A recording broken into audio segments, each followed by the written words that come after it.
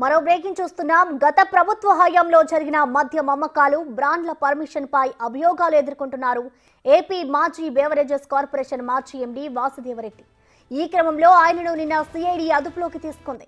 YCP హయాంలో beverages corporation ఎండీగా ఆయన పనిచేశారు. మద్యం పాలసీలో వాసుదేవరెడ్డి అక్రమాలకు పాల్పడ్డారనే ఆరోపణలున్నాయి. మద్యం కుంభకోణంలో వాసుదేవరెడ్డిది కీలక పాత్ర అంటూ సిఐడి అధికారులు చెబుతున్నారు.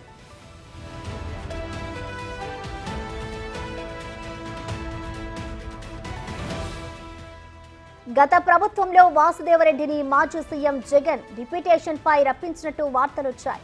మద్యం కుంభకోణంలో వాసుదేవరెడ్డి కీలక పాత్ర పోషించారని టీడీపీ చాలా రోజులుగా ఆరోపిస్తోంది. వాసుదేవరెడ్డికి మద్యం సేల్స్ బాధ్యతలను జగన్ అప్పగించినట్టు అప్పట్లోనే టీడీపీ ఆరోపించింది. డిస్టిలరీలు, డిపోలు, షాపులపై వాసుదేవరెడ్డి అజమాయిషీ చలాయిస్తున్నారని విమర్శలు చేస్తుంది. జే బ్రాండ్లు తీసుకురావడంలో కీలక పాత్ర పోషించారని, మద్యంపై ఆదాయాన్ని తాకట్టు పెట్టి వేల కోట్లు అప్పులు చేశారనే ఆరోపణలున్నాయి. కేసులు వెంటాడడంతో 2 నెలలకు పైగా వాసుదేవరెడ్డి పరారీలో ఉన్నారు. అజ్ఞాత ప్రాంతంలో వాసుదేవరెడ్డిని సిఐడి అధికారులు అదుపులోకి తీసుకొని ప్రశ్నిస్తున్నట్లు సమాచారం.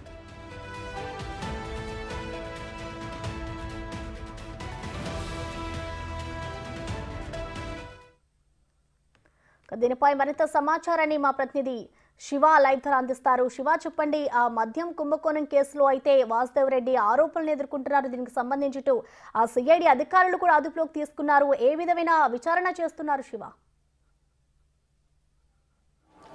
ప్రస్తుతం మొత్తం మీద చూసుకుంటే ఆంధ్రప్రదేశ్లో ఏదైతే గత ప్రభుత్వ హయాంలో బేవరేజ్ కార్పొరేషన్ ఎండీగా ఉన్న వాసుదేవరెడ్డిని ఏపీ సిఐడి అధికారులు నిన్న సాయంకాలం అదుపులో తీసుకున్నట్టు కూడా తెలుస్తూ ఉంది. అయితే దీనికి సంబంధించి సిఐడి ఇంకా అధికారికంగా ఎటువంటి ప్రకటన చేయలేదు. గత ప్రభుత్వ హయాంలో జే బ్రాండ్స్ తీసుకురావడంలో కర్త కర్మ క్రియ మొత్తం వాసుదేవరెడ్డి. ఈయన కేంద్ర సర్వీసుల నుంచి కూడా డిప్యుటేషన్పై ఆంధ్రప్రదేశ్కి గత ముఖ్యమంత్రి జగన్మోహన్ రెడ్డి తీసుకురావడం జరిగింది. అప్పటి నుంచి కూడా మద్యం ధరలు అమాంతంగా పెంచిన పరిస్థితి కనిపిస్తూ ఉంది. కేవలం వైఎస్ఆర్సీపీకి సంబంధించిన నేతల ఆదాయం కోసమే మద్యం ధరలను విపరీతంగా పెంచినట్లు కూడా ఆరోపణలు ఉన్నాయి. 70 నుంచి 80 రూపాయలు అమ్మాల్సిన క్వార్టర్ని 250-300 రూపాయలకి విక్రయించినట్టు తెలుస్తూ ఉంది. అలాగే నాన్ లోకల్ బ్రాండ్లు, సొంత బ్రాండ్లు మద్యం తయారు చేసినట్లు కూడా ఆరోపణలు రావడం జరిగింది. ఒక మద్యంలోనే దాదాపుగా 15,000 కోట్ల రూపాయల పైగా స్కామ్ జరిగినట్లు కూడా ప్రభుత్వం భావిస్తూ ఉంది. దీనిపై సమగ్రమైన విచారణ జరిపించాలని చెప్పి కూడా ఆలోచన చేస్తూ ఉంది. ఇప్పటికే ఈ కేసుని సిఐడి కూడా బదలాయిస్తూ ఏపీ ప్రభుత్వం నిర్ణయం తీసుకుంది. మరొక వైపు మద్యానికి సంబంధించి అసలు డిస్టిలరీల నుంచి ఎంత స్టాకు బయటకు వచ్చింది, ఆ స్టాకుని అధికారికంగా ఏ డిపోలకు ఎంత పంపించారు, అక్కడి నుంచి అమ్మకాలు ఎంత, కొనుగోళ్లు ఎంత అనే దానికి సంబంధించి స్పష్టమైన ఆధారాలు ఇప్పటి వరకు వివరాలు కూడా ప్రభుత్వానికి రాలేదు. ఎవరు కూడా దీనికి సంబంధించి వివరాలు ఇచ్చే పరిస్థితి కనిపించట్లేదు.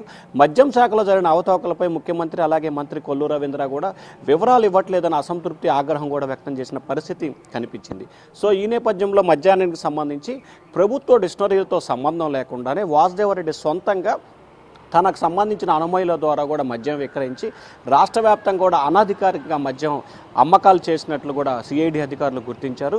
దీంట్లో దాదాపుగా 4,000 కోట్ల రూపాయల పైగా కూడా సొంతంగా ఆయన జేబులోకి వెళ్ళినట్లు తెలుస్తూ ఉంది. అయితే ఆయన జేబులోకి వెళ్ళాలి, దీని వెనక ఉన్న కొంతమంది అప్పటి ప్రభుత్వ పెద్దలు, వైఎస్ఆర్సీపీ నేతల ఖాతాలోకి వెళ్ళాయి అనే దానికి సంబంధించి సమగ్రమైన విచారణ కొనసాగుతూ ఉంది. ఈ కేసుకు సంబంధించి కూడా మిథున్ రెడ్డి, అవినాష్ రెడ్డి, పెద్దిరెడ్డి రామచంద్రారెడ్డి, వైవి సుబ్బారెడ్డి, సజ్జల రామకృష్ణారెడ్డి ఈయన వెనక ఉండి నడిపించారని చెప్పి కూడా అప్పట్లో టీడీపీ నేతలైతే ఆరోపణల వర్షాన్ని గుప్పించారు. ప్రస్తుతం కూటమి ప్రభుత్వం రావడంతో వీటన్నిటిపై సమగ్రమైన విచారణ చేపడుతుంది. విచారణ చేస్తున్న క్రమంలోనే మద్యం ఇక్కడికి సంబంధించి సిఐడికి బదలాయిస్తూ ప్రభుత్వం నిర్ణయం తీసుకున్న నేపథ్యంలో సిఐడి అధికారులు ఆయన్ని ప్రశ్నిస్తున్నారు. అసలు ఎక్కడెక్కడ ఎన్ని బ్రాండ్లు తయారు చేశారు, ఏ బ్రాండ్లు తయారు చేశారు, డిస్టిలరీల నుంచి ఎంత స్టాక్ వచ్చింది, సొంతంగా ఎంత తీసుకొచ్చారు, ఏ స్టాకుని ఎక్కడెక్కడికి ఎంత పంపించారు, ఏం జరిగింది, మొత్తం ఎంత అమ్మకాలు జరిగినాయి ఏమిటి అనే దానికి సంబంధించి సిఐడి అధికారులు ఆయన్ని ప్రశ్నిస్తున్నట్లు కూడా తెలుస్తూ ఉంది. మరి సిఐడి అధికారులు ఆయన ఎప్పుడు అరెస్ట్ చూపిస్తారు, ఏం చేయబోతున్నారు అనేదైతే క్లారిటీ లేని పరిస్థితి కనిపిస్తూ ఉంది.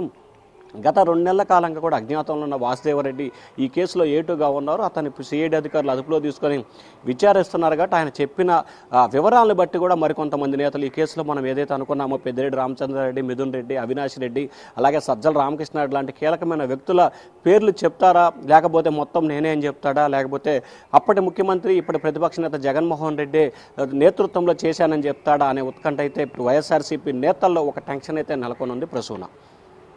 Thank you Shiva.